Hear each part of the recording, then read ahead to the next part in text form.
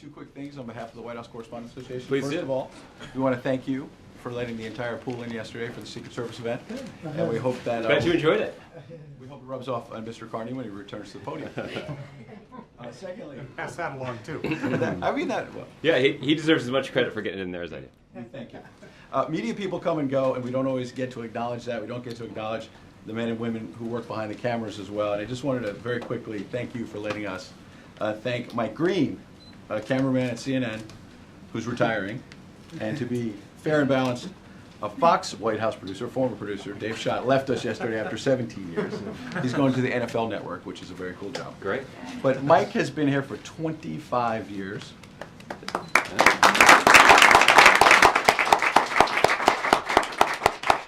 Obviously, I didn't have the sense to leave.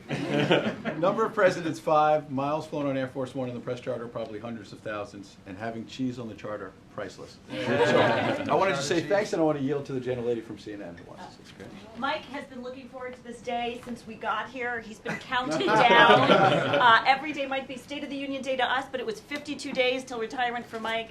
You always have a great attitude, make us look great, and thanks to everybody for your indulgence on this. Yeah, great. Thank you. Thank you very much. It means a lot coming from the likes of you. Congratulations, Mike. Thank you very much. I've got two quick things I wanted to do at the top. Later this afternoon, delivering on a promise from his State of the Union address, President Obama will sign an executive order creating a Presidential Commission on Election Administration. As you may remember, the commission will be chaired by Bob Bauer and Ben Ginsberg, who, among other leadership roles, served as the general counsel for the president's re-election campaign and the national counsel for Governor Romney's campaign, respectively.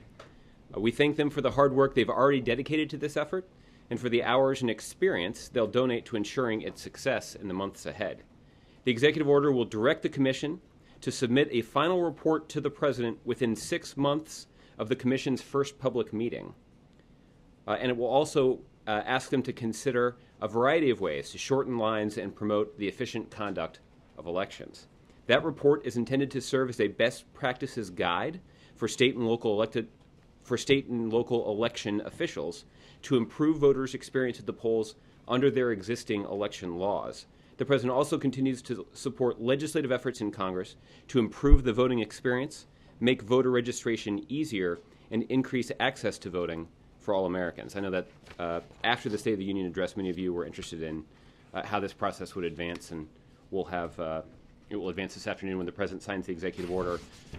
As usual, we'll distribute the text of the executive order after the president has signed it. When's that going to be? It'll be later this afternoon. Full coverage? Not this time. Batting average is dropping. The second thing I wanted to announce, I know this is something that we discussed quite a bit yesterday, about the day that the budget would come out. I know so many of you plan your social lives and professional lives around this. The budget will be released on April 10th of this year. So let's get the countdown clock started on the appropriate networks. With that, Josh, I think I've exhausted all of my announcements, so we'll let you start with the questions. Thanks a lot, Josh. This morning, the president, in remarks on gun control, seemed to be focusing really specifically on background checks, speaking about the broad level of support that he says it receives, and urging Americans to ask their members of Congress specifically to lobby on that issue. Has the White House shifted its focus to background checks as the most attainable of the gun control measures that you'd like to see happen? It is fair for you to believe, Josh, that the president remains firmly behind the range of legislative proposals that he offered up in mid-January when he gave some remarks on this issue. As you'll recall from that January speech, the president initiated 23 separate and specific executive actions that he could do and his administration could do unilaterally to try to put in place some policies that would reduce gun violence. At the same time, he rolled out a whole set of legislative proposals that he would forward to Congress, and he vowed to encourage Congress to act on those proposals. He's making good on that promise, and that's what part of today's event. That's what today's event was about, was ensuring that Congress understands that the president and his commitment to these issues has not waned. It is clear from some of the public polling that the president cited that there is a lot of bipartisan support all across the country for the common sense proposals that the president's put forward. There's also a lot of support among gun owners across the country for the proposals that the president's put forward. We now just need to see some bipartisan action in Congress to get it done. And he spoke this morning pretty emotionally about not wanting to forget about the victims of Newtown, and said, shame on us if we do forget. Is he concerned that the moment to act on gun control is slipping away? No, he's not concerned about that. What he's concerned about is he's concerned about making sure that Congress understands that there is strong support all across the country for common sense measures that both respect the Second Amendment, but also will take important steps, make important progress in reducing gun violence in communities across the country. These steps include a whole range of options, everything from proposals that would improve mental health services in communities, measures that would improve school safety, but also some measures related to gun ownership, things like closing the loopholes in the background check system that you referred to earlier. But it also means keeping military-style assault weapons off the streets of our communities. It also means cracking down on people who, so-called straw purchasers, essentially people who walk into a gun store and purchase a gun with the express purpose of providing it to somebody who wouldn't otherwise be able to purchase that gun themselves. And also putting in place tougher gun trafficking laws to try to crack down on gun violence in this country.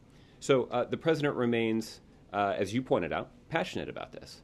And I think that you can anticipate that you'll hear more from the president on this in the days and weeks ahead. Can you tell us a little bit about what we'll see this afternoon when the president meets with African leaders? I can. The president has been looking forward to this meeting for quite some time. Today's visit is an opportunity for the president and for the United States to underscore our support for sub-Saharan Africa and for democracy.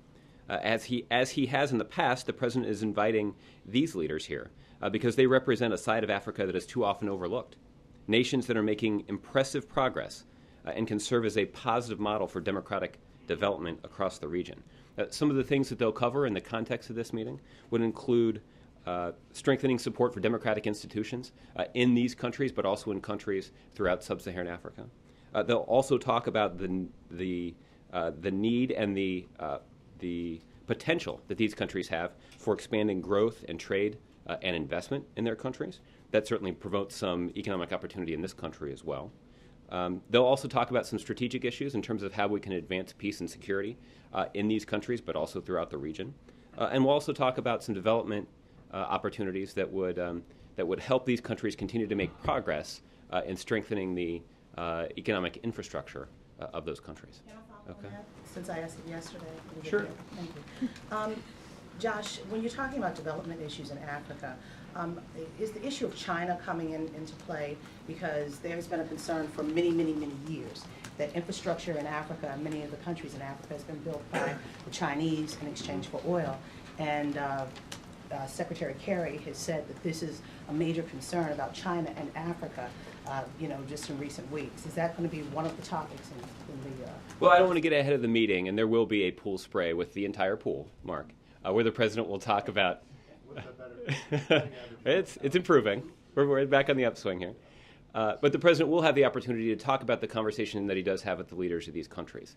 And I don't know, frankly, whether or not China will come up in those meetings.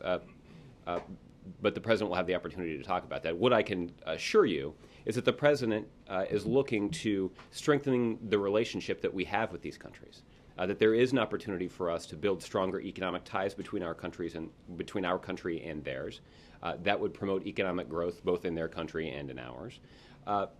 These strong ties also are helpful in supporting the democratic institutions that these countries are struggling to build and to capitalize on the progress that they can make, and to ensure that they can actually serve as a foundation of peace and stability in a region that isn't always known for its peace and stability. So will Secretary Kerry also do a drop-by because he's having a meeting directly after the meeting with the African leaders? I don't know the logistics of Secretary Kerry's schedule today. We can look into that for you, or you can check with the Department of State.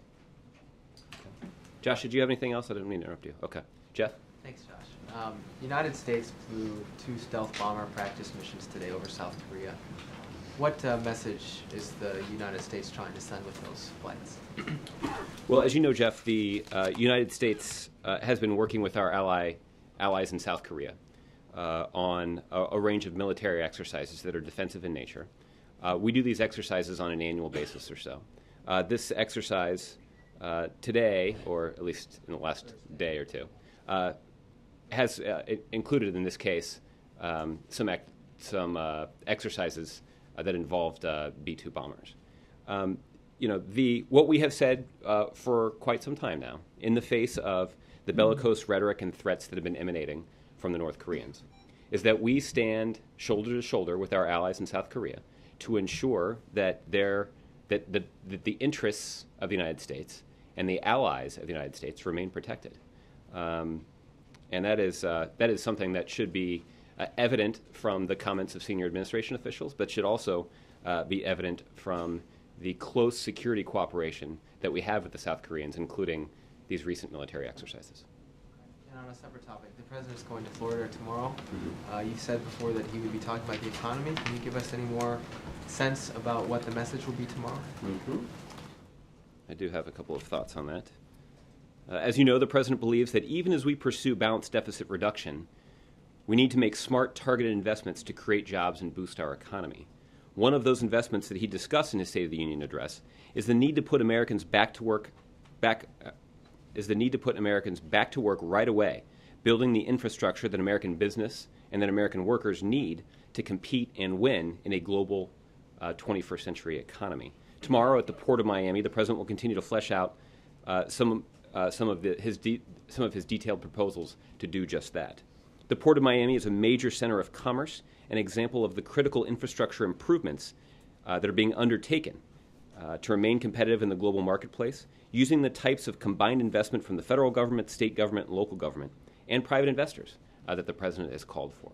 So this is a good opportunity for the president to illustrate the value, both in the short term and the long term, of the important infrastructure investments that the president's talked about for quite some time. So will there be new proposals, or is it just a follow-up from proposals he's already made? Well, stay tuned. I think that we've got a couple of tricks up our sleeve for tomorrow.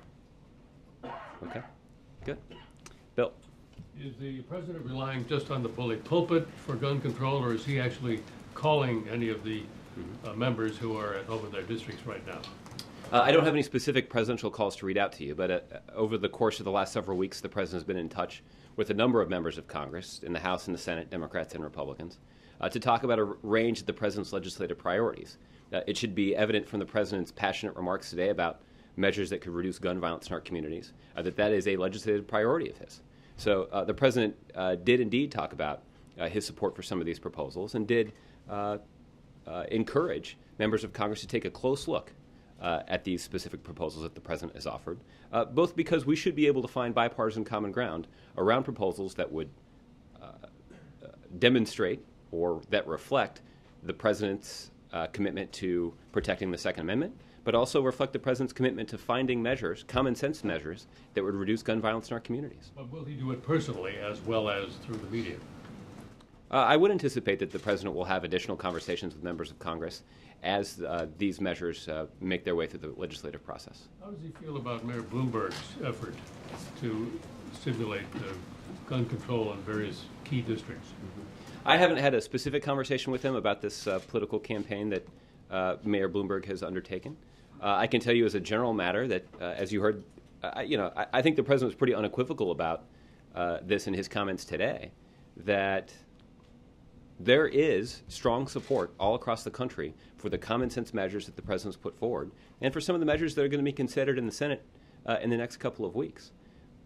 And he was pretty candid about encouraging members of Congress, or about citizens to contact members of Congress to encourage them to support these proposals. And if there are others across the country who want to make a similar appeal to citizens to contact their members of Congress and encourage them to support these common sense measures, the president certainly welcomes that. So he wouldn't object to what Mayor Bloomberg No, is doing? not at all. And one other question. Was he going to throw out the first pitch somewhere? That's a good question. I haven't seen that on the schedule yet, but if we add that, we'll let you know. It certainly sounds like a lot of fun. Why not? Josh, And on Take Bill's, the pool, will you? We will. On Bill's question about guns, obviously we should note that Republicans are threatening a filibuster in the Senate, and most Republicans in the Senate and House are talking about opposing a lot of these gun control measures. But as you know, there's a core group of Democrats in the Senate, maybe about a dozen or so, who, when the president said today some people are getting squishy, that includes some Democrats as well. In addition to the calls that he might make that Bill was talking about, in the targeting that Mayor Bloomberg is doing of Republicans and whatnot, are there Democrats the president's going to call out and say, look, you've got to come along here. This is an important issue for me? I'm confident that the president will be speaking to both Democrats and Republicans about his strong support for these proposals. As I mentioned, I think the president mentioned this in his remarks as well, that if you take a look at some of the polls that have been conducted, not just polls of members of Congress, but polls of Americans across the country, that there is very strong support for many of the initiatives that the president's put forward. The closing loopholes in the background check system is probably the best example of this, that there are a couple of polls I've seen now that demonstrate that 90% of Americans support closing loopholes in the background check system. And those aren't just Democrats that these polls are surveying. These polls include Republicans. About 86% of Republicans in a recent poll are supportive of efforts to close loopholes in the background check system. And the other thing that I think is notable about this is that these polls also include surveys of gun owners. And 86% of gun owners actually support closing loopholes in the background check system. So there is the president and his spokespeople often will talk about the need to find common ground. It is not hard to find common ground on this issue. It is clear that the American people agree that, for example, closing background checks is a pretty good place to start in terms of common sense measures that would reduce gun violence. On the issue of common ground, on guns, he wants that. He says on immigration reform, he did these interviews yesterday saying he wants bipartisanship. And he's having dinner with Senate Republicans, we hear, in a couple of weeks to talk about a grand bargain again. If he wants to. Well, I think he'll cover a range of his legislative priorities in that dinner. So I wouldn't be surprised. I mean, I guess to Bill's question, I wouldn't be surprised if the president's support for some of these common sense measures to reduce gun violence does actually come up at the dinner. This is something that is a legislative priority at the president's, and I'm confident that will come up at the dinner. Now, I think at the same time the president is very interested in having this dinner because he's looking forward to the opportunity to hear from these senators. So they'll have a healthy conversation, but it will include some of these common sense measures to reduce gun violence. So the question is, he wants to have that healthy conversation. He wants bipartisanship on all of these issues, and yet we hear next week he's going out fundraising back on the campaign trail to help elect House Democrats for 2014. When Jay Carney was asked about this a couple weeks ago, I think there was a Washington Post story saying the president was going to be focused on 2014, putting Nancy Pelosi back in as speaker, and said, no, that's not his focus. And here we are, beginning of April, way before the 2014 election. Why is he going fundraising already? Well, the president has some responsibilities as the head of the Democratic Party to support other Democrats. I don't think that's particularly surprising. And I don't think that the president views those two activities as being in conflict. There is an opportunity for the president to try to build common ground in Washington, D.C. to advance his agenda. And whether it is measures like closing loopholes for background checks that have strong bipartisan support. We're seeing bipartisan support for some of the immigration proposals that are being discussed in the Senate right now. There's even some pretty good bipartisan support around some of the budget proposals. Now, that hasn't necessarily yielded prompt legislative action, but there are Republicans who are sending signals that they agree with the president's balanced approach, or at least willing to consider it. So it is certainly possible for the president to continue to move forward in a bipartisan fashion on a range of his own legislative priorities while fulfilling his responsibilities and his support for Democrats in elections. I think the thing that's notable about this, and I think you alluded to it in your question, these elections are almost 2 years away, or at least more than a year and a half away. So there's no reason we need to get wrapped up in discussions about elections. There's plenty of work to do here in Washington, D.C. Before we turn our attention to the midterm elections. Last quick thing. He's meeting with the African leaders you mentioned this afternoon. Just came back, obviously, from an important foreign trip. Gallup had a survey earlier this month that surveyed citizens in 130 countries, and they found that median approval of U.S. leadership around the world has declined by 8 points from 2009 when the president took office, down to 41%, the lowest of his presidency. He obviously made a big deal in the 2008 campaign saying, I want to restore America's standing in the world. Why then do you think it's still in a pretty low standing right now? I haven't seen that poll. The thing that I would say is I think that there is plenty of anecdotal evidence that American leadership on President Obama's watch has strengthened significantly. I think that was evident anecdotally in the speech that the president delivered in Jerusalem, the reaction that he got from a a crowd of Israeli citizens, I think was really powerful. And I think that was reflected in some of the coverage from those remarks. The president has an upcoming trip to Mexico and Costa Rica at the end of next month. And that will be an opportunity, again, for him to talk about how we can strengthen the ties between the U.S. And Central America, that there are important people-to-people ties, that there are a lot of immigrants to this country that originated in Central America, so that there are strong cultural and individual ties. There are also strong economic ties, and that there is an opportunity for us to build on that relationship in a way that strengthens the economy here in the U.S. So there's an opportunity for the president to demonstrate his leadership in the international community in a really important way, and I think that it has been enhanced over the course of his presidency. May I follow on the dinner? Sure, Jessica. What kind of work is the president doing in between these two dinners to build his relationship with Republican senators? Mm-hmm. Well, I don't have any specific conversations or calls to read out to you, but the president has certainly demonstrated, I think, over the course of the last several weeks in particular, his interest in trying to build a rapport, even if it's just socially, with members of Congress, rank-and-file members of Congress. And the president's hopeful that can lay the foundation for constructive dialogue and progress on a range of legislative priorities. So we haven't seen that yet. But this is a process and an effort that I think should be judged over the long term, and I think you'll do that. Okay, so to dial back and try to come at it a different direction, okay. Is the White House laying groundwork in between these two dinners to try to get something concrete out of the next dinner? I wouldn't anticipate a specific agreement or an avail in the lobby of some restaurant here in Washington to announce a bipartisan agreement on something. Again, I think these are, the dinner that the president had at the beginning of this month and the dinner that he'll have at the beginning of next month are an opportunity for him to lay the groundwork for future agreements.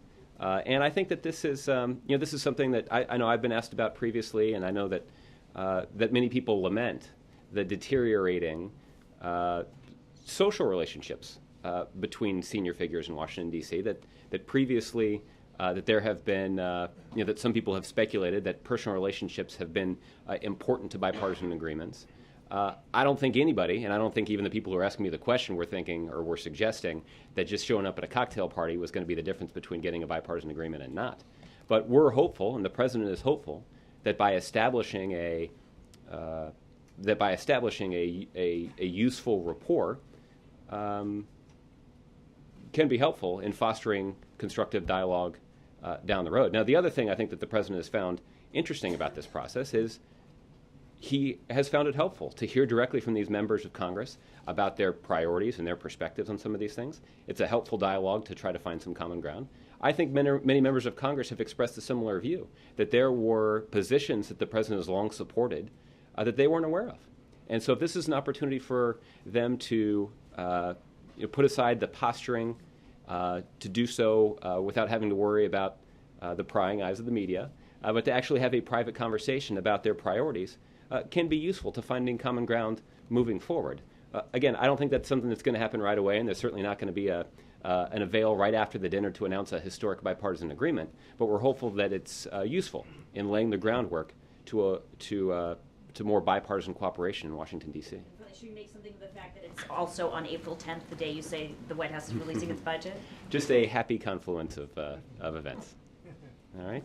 Peter. Josh, if I can follow up on guns, and as long as we're on the topic of statistics in terms of the number the president cited, I think it was 9 out of 10 Americans saying, for the stat you cited, that they support expanded background checks. But there was another series of statistics that came out, I think, earlier this week from our colleagues at CBS, thank you, Bill, for those, that say that support for stricter gun control laws stands at 47% today versus 57%, that it's dropped 10% in barely 100 days since Newtown took place. And while the president said, shame on us if we have forgotten, and that these families he stood with today haven't forgotten, isn't there some responsibility of this White House not to have acted, notwithstanding 20 events in 100 days, to have done more while that window of opportunity existed?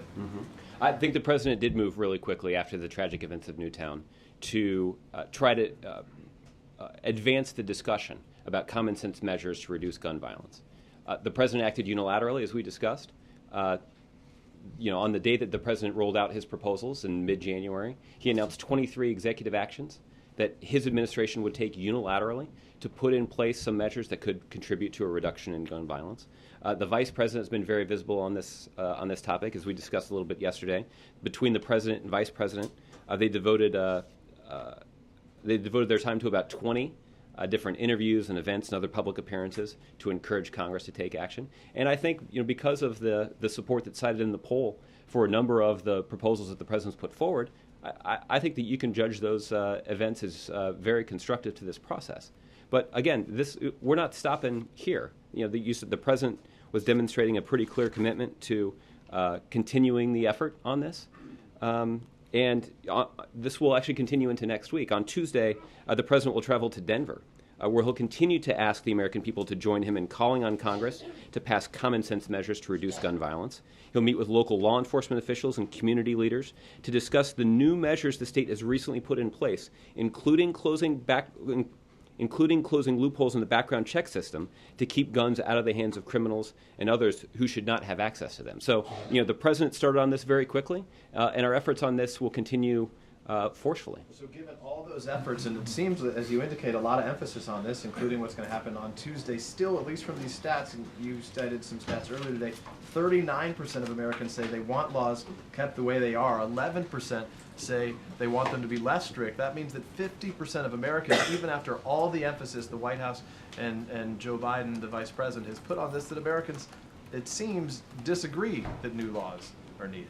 Well, I think that this, the numbers that you're citing and the numbers that I've cited are an indication that a lot of these these policy decisions that need to be made are complicated. That they reflect difficult questions, or at least complicated questions, not necessarily difficult ones, but complicated questions related to heritage, related to the rights guaranteed under the Bill of Rights, but also related to to broader societal challenges that we face in terms of trying to keep our community safe. But the President has been resolute about challenging Congress to take action and not allowing them to suggest that because these things are so complicated, we shouldn't take action. The President has said, if there's one thing that we can do that will make one child safer, then why wouldn't we do it?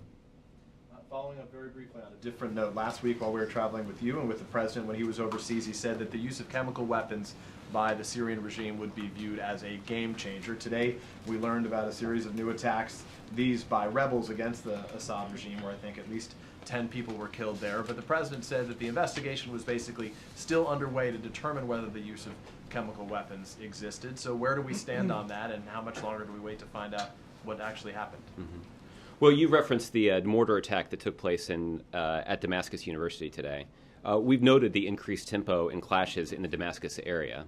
We're deeply concerned by the reported mortar attack on a Damascus University Faculty of Architecture building today, which resulted in reportedly at least 10 deaths. We cannot confirm at this time who is responsible for the attack, but we've been clear in our insistence that all sides should abide by international law, including not deliberately targeting citizens. So that's an important part of this. The second thing is the United Nations announced earlier this week that Mr. Sellstrom of Sweden would head the UN fact-finding mission that will investigate allegations of chemical weapons use in Syria.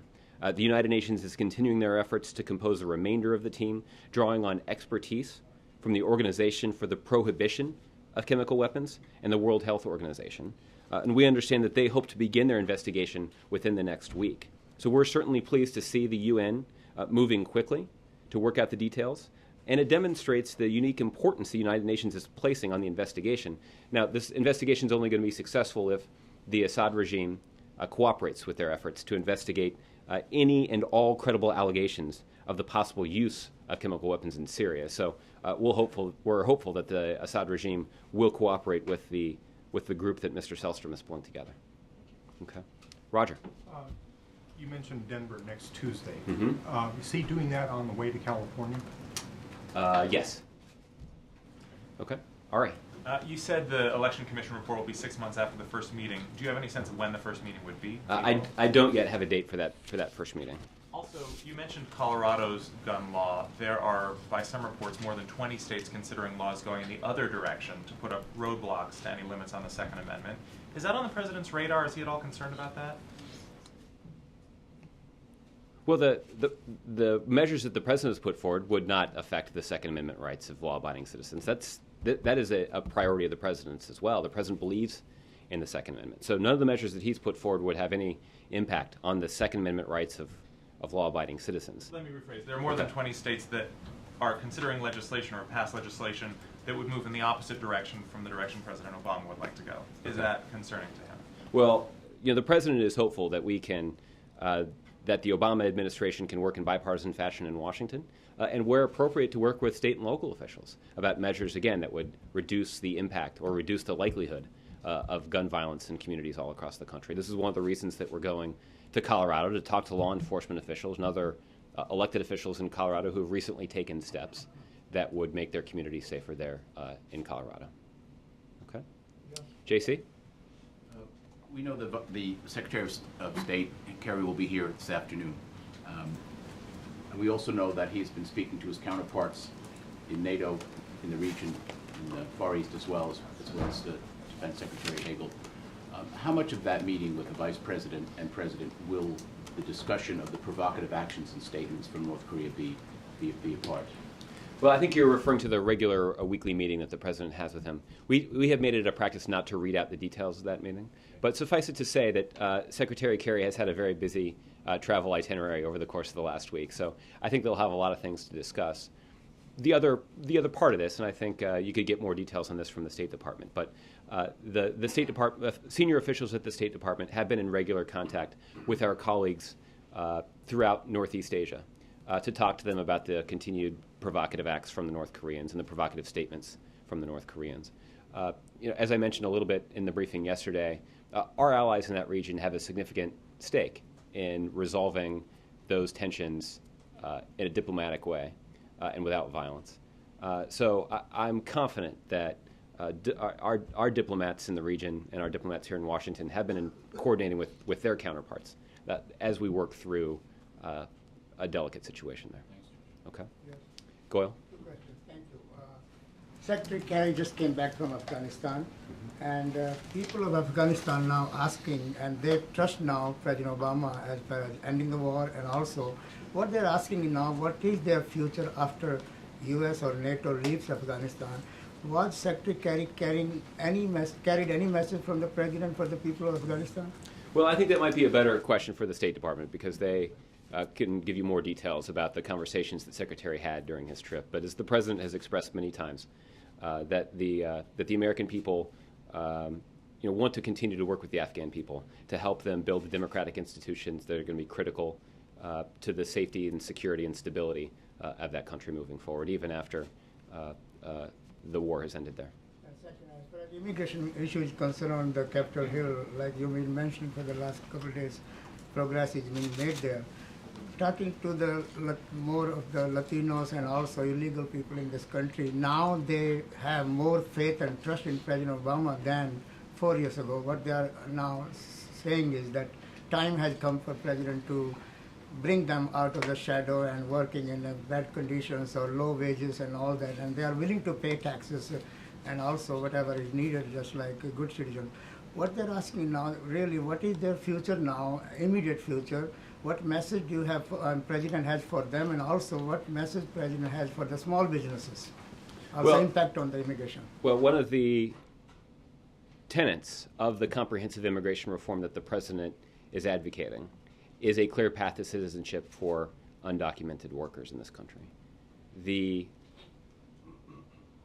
So what we'll see in that reform package is what the President would like to see and what the President feels strongly about is ensuring that there is a clear path to citizenship for them. The President also believes that a top priority needs to be continuing on the progress that we've made to secure the border. I talked a little bit yesterday about the extensive investments that have been made to secure our border there in terms of the 22,000 personnel that's on the border, the commitments that have been made in terms of technology, in terms of aircraft, in terms of building fences. About 650 miles of fencing and walls have been built along the border to secure the border. that's an important part of comprehensive immigration reform as well. And I think this, this clear path to citizenship and these efforts to secure the border reflect a lot of the common ground that we're hopeful that we can find to find a bipartisan compromise to move quickly on comprehensive immigration reform. Chris? What is the big hurdle in this immigration issue, because President Bush also had the same issue during his presidency, and then President Obama, of course, has been following and pushing this issue. Mm-hmm. Where is this big hurdle now? Because this can bring the economy online as far as illegal immigrations are concerned. There are certainly obvious economic benefits that can be derived from the passage and enactment of comprehensive immigration reform. That's one of the reasons that the President has made it a priority. You do rightly cite that in the past there has been, there were some efforts to try to find bipartisan ground around comprehensive immigration reform, but quite frankly, Republicans lost their nerve last time. So we're hopeful that as we continue to move this process forward, we're going to find constructive conversations with Republicans in Congress. So far, that's exactly what we're seeing. That's encouraging to the President, it's encouraging to this administration, and it's why we're hopeful that we're going to find, as the President said yesterday, that we'll have comprehensive immigration reform done before the end of the summer. Chris? Josh, just want to follow up on the oral arguments that took place at the Supreme Court this week. In the wake of those proceedings, is the President confident the court will strike down Prop 8 and the Defense of Marriage Act? Well, Chris, it was about a year ago that I was actually standing at this podium in this room where people were warning of the terrible argument that had taken place before the Supreme Court in defense of the President's Affordable Care Act, and people warning that the Supreme Court was poised to strike down that in a pretty decisive fashion, based solely on the arguments that were made by the attorneys and by the questions that were posed by the justices. Those predictions demonstrated how unwise it is to make predictions about the outcome of Supreme Court cases based solely on the arguments that are presented orally. So I don't want to judge or prejudge or predict what the Supreme Court's ruling will be when it's announced later this summer. Would the President welcome a ruling from the Supreme Court that would institute marriage equality nationwide? Well, again, I don't want to get into parsing, how the President would respond to possible decisions that are offered by the justices. So when we get an announcement of a decision from them later this summer, you can expect a reaction from us. Josh. Okay. Thank you, Chris. Yeah, April, a second bite at the apple. Oh, thank you. How is it determined, what's the process within the White House of how it's determined when an administration official will go to the U.S. Supreme Court and sit in the court and listen to arguments? Well, I don't know that there's a formal process necessarily. This is obviously an issue that the President has spent a lot of his own time thinking about, and I know that there are a number of senior White House officials who were encouraging of the arguments that were being made by the Department of Justice before the Supreme Court. So it's not surprising that when you have a high-profile argument like the arguments that took place on Tuesday and Wednesday of this week, that there would be senior administration officials who've been involved in this debate or senior attorneys at the White House who are eager to see those arguments take place in person. So have they been to any other of the days where there were other arguments for other groups that they strongly support? I know there were some senior administration officials at the Supreme Court for the Affordable Care Act arguments that I mentioned earlier, but I'm not sure if I have a complete listing of they were involved in that. These were officials that were just sitting there listening to the arguments in support of it's my understanding that there were White House personnel who went to observe the hearings or to observe the oral arguments during the Affordable Care Act case last year as well. So I don't frankly know how common that is. Donovan? Hey, Josh, I want to kind of ask you once again on guns. Mm-hmm. There was, I think, the CBS News poll was cited showing that public opinion has waned, and the question was whether the President had moved quickly enough or if he has lost momentum. He cited a Politico story earlier this morning. You like it when he does that, don't you? Saying, in that story, we noted that the Patriot Act was passed within 45 days of September 11th, and it's now 100 days. Couldn't he have done more sooner, or what went into the decision to take it so methodically? Well, I think I would not agree at all with your description of this process as methodical. I think what you've seen from this administration is an aggressive process to move quickly to build public support and to put together specific proposals. Proposals that the president could act on unilaterally in the form of executive actions, 23 different ones, 23 different proposals, but also a set of legislative proposals that were forwarded to Congress. As you'll recall, just 3 days after the president appeared at the memorial service for the victims of the Newtown shooting, he stood at this podium with the vice president right behind him, and he called on Congress to hold speedy votes banning military-style assault weapons, high-capacity magazines, and an initiative to close loopholes in the background check system. That was something that the president did less than a week after the shootings. So the president, I think, has been very forward-leaning in terms of the way that he's engaged in this process. And the reason for that, I think, is readily apparent to anybody who's in this room or in the East Room earlier today and heard the president talk about it. He's passionate about these issues. He understands and has seen tragically how families have been ripped apart by violence like this. And it is the president's determination to see progress made on these issues. And he is going to, he has already acted quickly to try to build public support, to try to find common ground in a way that both respects the rights guaranteed by the Second Amendment of the Constitution, but in a way that will reduce gun violence in communities all across the country. These are common sense measures. That's reflected in the strong support that these measures have among Americans all across the country, including among American gun owners. So what we need Congress to reflect the will of the people who elected them and act quickly on some of these common sense measures. Again, I don't want to stand up here, and I don't think even the president would stand here and say that there are any easy answers to the complicated policy questions posed by the spate of gun violence. But we can't allow that complexity to be an excuse for inaction. So are you saying that the complexity of the issue is why it's taking so long? I don't know why. Again, I don't think it's taking really long. I think what we're seeing is a president who has engaged in this process from the very beginning and has demonstrated a sustained level of engagement at a pretty high operational tempo to marshal public support and encourage Congress to act. But again, the president has taken 23 executive actions that he could do unilaterally to try to address this problem. So the president has taken definitive action, and he took those actions about a month after the shootings at Sandy Hook Elementary School. At the same time, the president laid out specific proposals that required congressional approval that would also have an impact on gun violence in communities all across the country. The president has acted very aggressively, and the president's tempo is sustained. He held this event today that I think many of you found interesting. It was a pretty persuasive message to people all across the country to make their voices heard to their member of Congress on this. And you'll hear more from the president on Tuesday in a place that is powerful because of the legislative efforts that they've taken at the state level there to act on these challenges. So again, Congress and others should not be in a position of suggesting that they won't act because it's too complicated. They can't. That's not an excuse. That is not a good excuse. Thank you, Josh. Yeah, I'll take one more. Thank you. Leaders of Brazil, Russia, India, China, and South Africa met in Durban this week for a summit. What is the White House thoughts and views on the BRICS summit and the decisions they took to win the summit, including the setting up a developmental bank? I have seen some of the reports about this. I don't have in front of me a specific reaction to that, but I can consult with my colleagues at the National Security Council and see if we can get you a specific reaction to that.